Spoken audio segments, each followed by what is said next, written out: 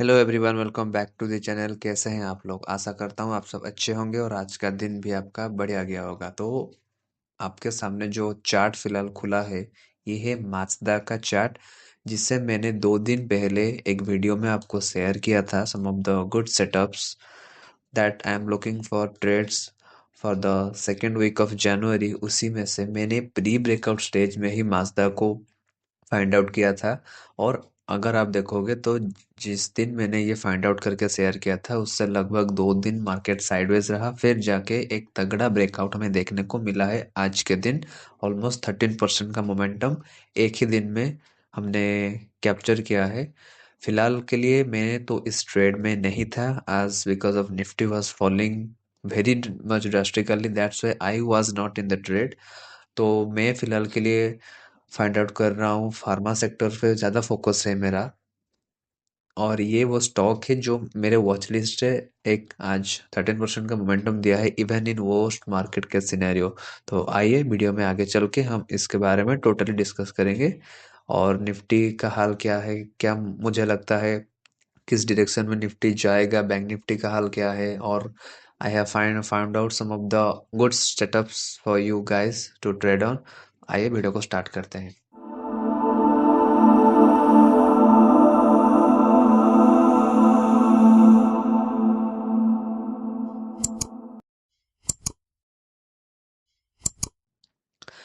Coming to the stock Mazda, Mazda में मैंने आपको बताया था, talking from a weekly perspective, यहाँ पे मुझे दिख रहा है ये है हमारा liquidity zone.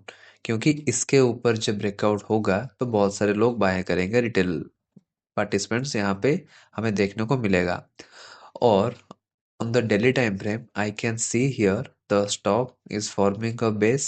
Then after the formation of the lower base, I can find a base over base setup. ये है base, इसके नीचे और एक बेस है। तो जब यहाँ पे प्राइस क्या किया ना, 2 बार वॉल्यूम स्पाइक्स देने के बाद ड्रास्टिकली प्राइस, अगर आप यहाँ स्टडी करोगे तो यहाँ पे एक ड्रास्टिक वॉल्यूम आया, प्राइस एकदम ही लो वॉल्यूम के साथ आके अपने इस ऑर्डर ब्लॉक को टैप इन करके फिर एक मोमेंटम दिया।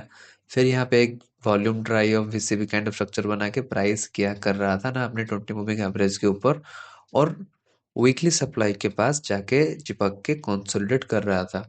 ओके, जब इस दिन 3 जनवरी को यहाँ पे हमें ब्रेकआउट देखने को मिल रहा था, that means the stock was trying to break the liquidity zone.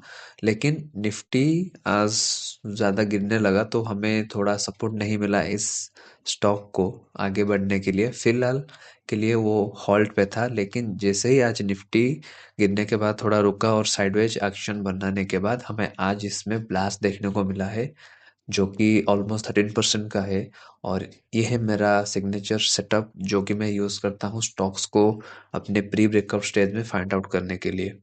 Before going on to the index analysis, I want you to share 2 setups, that is Granules, जिसमें आज मैंने पर्सनली पोजीशंस लिया हूँ। Okay, let me show you first. ये है मेरा granules में entry. आज मैं ग्रैन्यूल्स में पोजीशंस अपना क्रिएट कर दिया हूँ। उसके पीछे का लॉजिक मैं आपको बताना चाहूँगा। यहाँ पे ग्रैन्यूल्स ने क्या किया था ना, एक जो वन वे रैली आया था, ये बड़ा डिस्प्लेसमेंट आने के बाद यहाँ पे एक ऑर्डर ब्लॉक मार्केट छोड़ गया था। ओके, अब इतना बड़ा रैली आने के बाद जाहिर सी बात है एक न्यूज़ की वजह से हमें ग्रैन्यूल्स में 16% का डाउन मोमेंटम देखने को मिला था, वो भी एक ही दिन में। तो जब मार्केट यहाँ से ड्रास्टिकली गिरने के बाद इस ऑर्डर ब्लॉक को मल्टीपल टाइम्स टैप इन करने के बाद यहाँ पे हमें क्या दिख रहा था ना, यहाँ पे एक लिक्विडेशन मूव मुझे दिख रहा था, जो कि क्या किया ना, इस एरिया में जो भी बायर्स थे और जो भी ब्रेकआउट बायर्स थे यहाँ पे, उनको क्या किया ना, एंटर करने के लिए मजबूर किया। फिर आके उनका स्टॉप लॉस लिया, स्टॉप लॉस लेके अपने लास्ट डिमांड जोन को टैप इन करके प्राइस ने क्या किया, ऐसे टैप इन करके अभी फिलहाल यहाँ पे बेस बना के the stock is ready to blast now. This is totally my perspective in the stock called Granules. Granules में ये मेरा व्यू है। मैं आज यहाँ पे इस कंसोलिडेशन के पास में एंट्री बनाया हूँ और ये स्विंग लो के नीचे है हमारा stop loss. I am expecting the price to hit these liquidity areas. Almost मुझे 2.5 आर का टारगेट में मान के चल रहा हूँ। This is the reason why I have enter in Granules. And the second supporting factor is that Nifty pharma मुझे काफ़ी अच्छा दिख रहा है। जितने भी इंडेक्सेस हैं हमारे, उन सभी में से निफ्टी फार्मा इकलौता इंडेक्स है जो कि अच्छा मूव कर रहा है। Let me go on to that. एक इकलौता सेक्टर है, इकलौता इंडेक्स है जो कि निफ्टी से फिलहाल के लिए मुझे रिलेटिव स्ट्रेंथ इसमें ज़्यादा दिख रहा है। और जैसे कि मैं बताया था, 10 मूविंग एवरेज के ऊपर अगर कोई इंडेक्स ट्रेड कर रहा है तो मैं उसे फिलहाल के लिए बुलिश मानता हूँ और मेरा व्यू लॉन्ग है। तो वही रीजंस है क्यों मैं फिलहाल के लिए फार्मास्यूटिकल को ज़्यादा पसंद कर रहा हूँ, क्योंकि निफ्टी जो हाल में है अभी वो तो नो ट्रेड जोन ही है बेसिकली। हमें निफ्टी में यहाँ पे ट्रेड करना थोड़ा डिफिकल्ट होगा और ज़्यादा रिस्की भी होगा, क्योंकि अगर ये वाला ऑर्डर ब्लॉक को मार्केट सपोर्ट ना करके अगर ब्रेकडाउन देता है तो हमें एक ड्रास्टिक फॉल देखने को मिल सकता है, वो भी वेरी मच ह्यूज फॉल। तो that's why I am very cautious on Nifty. Nifty एक बार यहाँ पे ब्रेकआउट देके इस सप्लाई को टैप इन करके हमें एक डाउन मोमेंटम दिखाया है, तो फिलहाल के लिए निफ्टी में तो ट्रेड करना, कि निफ्टी 50 के कोई स्टॉक्स में भी ट्रेड करना मुझे रिस्क लग रहा है फिलहाल के लिए। That's why I have chosen Nifty pharma. Nifty Pharma and Healthcare, these are the two sectors from the pharmaceutical industry, and these are looking crazy. The setups, the market structure is drastically, मतलब इतना अच्छा structure है वो भी इतना downfall market में। तो एक बार मार्केट अगर लाइन में आ गया, निफ्टी 50 और बैंक निफ्टी अगर एक बार लाइन में आ गए और ऊपर जाने लगे, तो हमें फार्मा में अच्छे रैली देखने को मिल सकते हैं। And I will update you about my positions on Apple hospitals. फिलहाल के लिए I M in Apple hospitals. हमें आज के दिन कुछ बाउंस बैक देखने को मिला था, प्राइस ऊपर गया था, लेकिन फिलहाल के लिए आ गया है, नीचे आ गया है। अपना स्टॉप लॉस अभी के लिए इंटैक्ट है, कोई घबराने की ज़रूरत नहीं है। और पीजीईएल में the stock has almost fallen by minus 0.5 par, and very pretty much chances are there that it could haunt my stop loss. I'm waiting for this 955 area. अगर एक बार इसे टच कर देता है, that may be a liquidation move or whatever it may be, I'm going to take a exit from the stock. So particularly now I am having only three positions open: PGEL, Apollo Hospitals, and the new one which I have added today is Granules.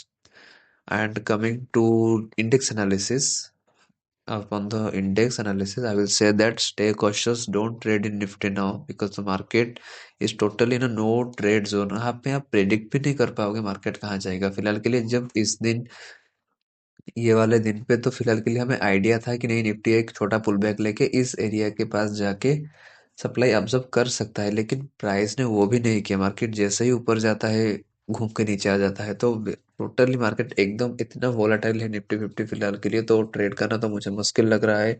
इसलिए मैं suggest करूंगा कि आप Nifty 50 को avoid करो। और bearish market में आप, अगर आपका सेटअप कोई बन रहा है तो एक काम करो, उसमें आप वाइडर एसएल्स प्रिफर करो। इससे क्या होगा ना, आपका ट्रेड में ज़्यादा समय तक बने रहने का प्रोबेबिलिटी बढ़ जाएगा।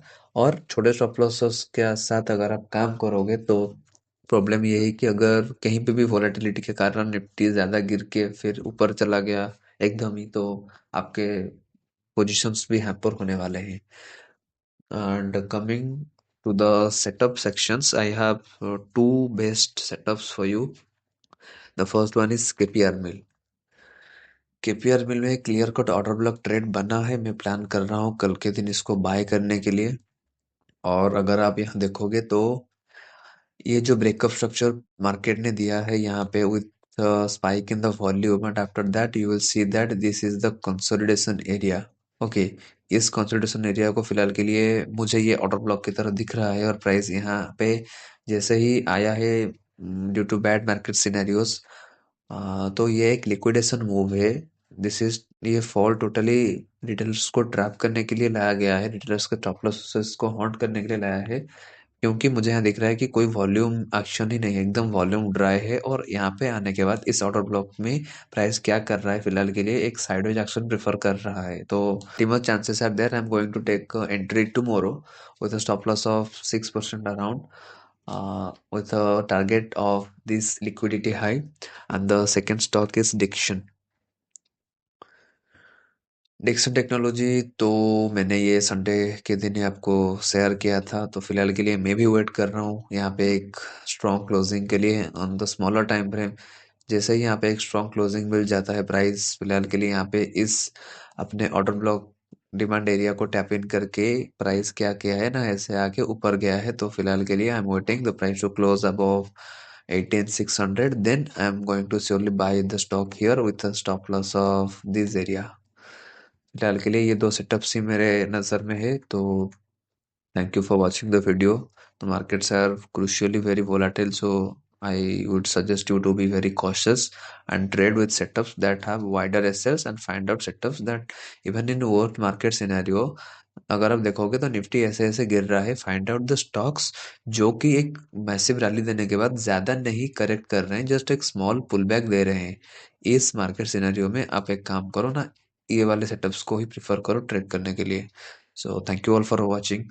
Thank you and have a nice day।